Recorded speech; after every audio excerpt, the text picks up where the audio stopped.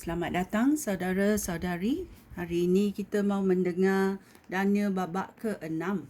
Ya, cerita ini sangat termasyhur di dalam gereja-gereja. Daniel dimasukkan ke dalam gua singa. Mari kita mendengar apa berlaku. Selepas Raja Belshazzar dibunuh, Raja Darius, orang Media, yang ketika itu berusia 62 tahun, merebut takhta kerajaan Babilonia. Raja Darius membahagi kerajaannya kepada 120 wilayah yang setiapnya diperintah oleh seorang governor. Selain itu, baginda memilih Daniel dan 2 orang lain untuk mengawasi para governor itu serta menjaga kepentingan raja. Lalu menyatakan pekerjaan Daniel lebih baik daripada pengawas ataupun governor yang lain itu. Kerana Daniel begitu cekap, raja ingin melantik dia menjadi penguasa 10 kerajaan. Hal itu menyebabkan para pengawas dan governor yang lain berusaha untuk mencari kesalahan Daniel dalam tugas pemerintahan kerajaan itu. Tetapi mereka tidak berjaya kerana Daniel setia, Daniel jujur dan Daniel tidak lalai. Kemudian mereka berkata, kita tidak mungkin mencari kesalahan Daniel, kecuali dalam hal yang berkaitan dengan agamanya. Oleh itu, mereka menghadap raja dan berkata, Daulat Tuanku, Raja Darius, kami semua yang mentadbir kerajaan Tuanku, para pengawas, governor, pegawai tinggi, pegawai daerah dan pegawai yang lain, telah bersetuju agar Tuanku mengeluarkan satu perintah yang harus ditaati dengan sungguh-sungguh.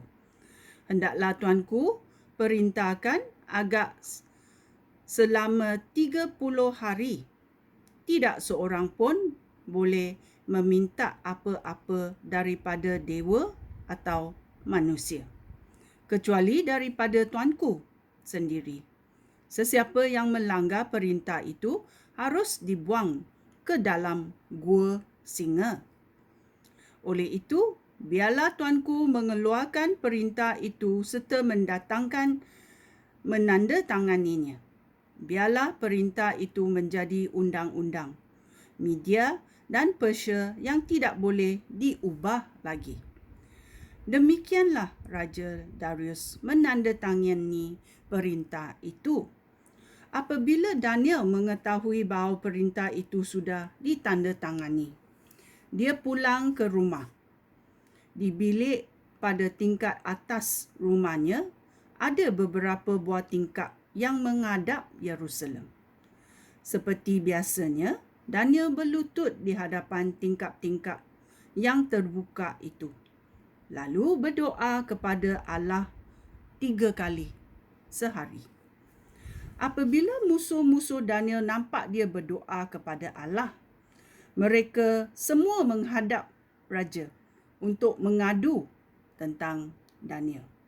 Mereka berkata, Tuanku telah menandatangani suatu perintah yang melarang sesiapa pun selama 30 hari itu untuk meminta apa-apa daripada dewa atau manusia, kecuali daripada Tuanku sendiri. Sesiapa yang melanggar perintah itu akan dibuang ke dalam gua singa. Raja bertitah, memang benar perintah itu menjadi undang-undang Media dan Persia yang tidak boleh diubah. Lalu mereka berkata kepada raja, Daniel, salah satu orang pembuangan dari Yahuda, tidak menghormati Tuanku dan tidak mematuhi perintah Tuanku. Dia telah berdoa 3 kali sehari. Apabila mendengar hal itu, raja duka cita. dan berusaha sedaya upaya untuk menyelamatkan Daniel. Raja Darius terus berusaha sehingga petang. Kemudian, orang yang berkomplot itu kembali dan berkata kepada raja, Tuanku tahu bahawa menurut undang-undang Media dan Persia, perintah yang dikeluarkan oleh raja tidak boleh diubah. Lalu raja pun memberikan perintah agar Daniel ditangkap dan dibuang ke dalam gua singa.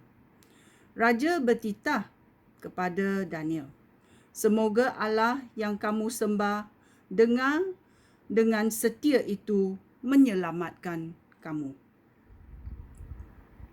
Ya, kemudian mulut gua ditutup dengan sebuah batu besar.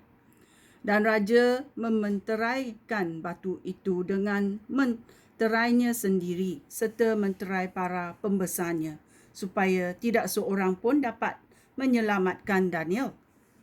Selepas itu, raja kembali ke istana. Tetapi malam itu, baginda tidak dapat beradu. Baginda tidak bersantap dan tidak mahu dihibur. Pada waktu subuh, raja bangun dan tergesa-gesa pergi ke gua singa itu. Setibanya di situ, baginda memanggil dengan cemas, Daniel, hamba Allah yang hidup. Adakah Allah yang kamu layani dengan begitu setia itu dapat menyelamatkan kamu daripada singa-singa itu? Ayat 22. Daniel menjawab, Daulat Tuanku, Allah telah mengirim malaikatnya untuk menutup mulut singa-singa itu sehingga hamba tidak diapa-apakan. Dia berbuat demikian kerana dia tahu hamba tidak bersalah, baik terhadap dia maupun terhadap tuanku. Alangkah gembiranya raja. Baginda memberikan perintah agar Daniel dikeluarkan dari gua itu. Maka Daniel pun ditarik keluar dan dia didapati tidak cedera sedikit pun kerana dia percaya kepada Allah. Ya, dia percaya kepada Allah.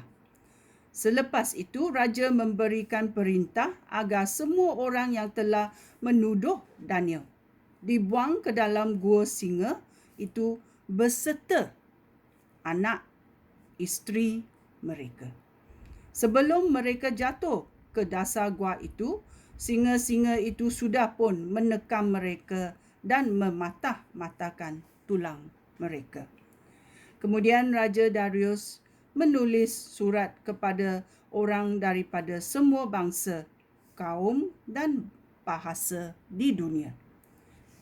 Salam sejahtera. Dengan ini, beta memberikan perintah agar semua orang di seluruh kerajaan beta menghormati serta takut kepada Allah yang disembah Daniel. Dialah Allah yang hidup. Dia memerintah selama-lamanya. Kerajaannya tidak sekali-kali akan binasa dan kuasanya tidak akan akhir. Dia menolong dan menyelamatkan, melakukan mujizat dan keajaiban baik di bumi maupun di syurga. Dia menyelamatkan Daniel daripada terkaman singa. Demikianlah Daniel tetap berkedudukan tinggi pada masa pemerintahan Raja Darius dan Raja Kores orang Persia itu. Ya. Kita mendengar doanya 3 kali. Sudah 3 kali. Raja Nebukadnezar berucapnya 2 kali dan sekarang Raja Darius mengucapkannya sekali lagi. Mari kita mendengarnya. Dialah Allah yang hidup. Dia memerintah selama-lamanya. Kerajaannya tidak sekali-kali akan binasa dan kuasanya tidak akan akhir. Dia menolong dan menyelamatkan, melakukan mujizat dan keajaiban, baik di bumi maupun di syurga. Dia menyelamatkan Daniel daripada tekaman singa. Ya. Inilah Tuhan yang hidup, Allah kita, Allah yang suci, yang maha kuasa. Maukah kamu percayai Allah ini? Sekian, terima kasih. Shalom.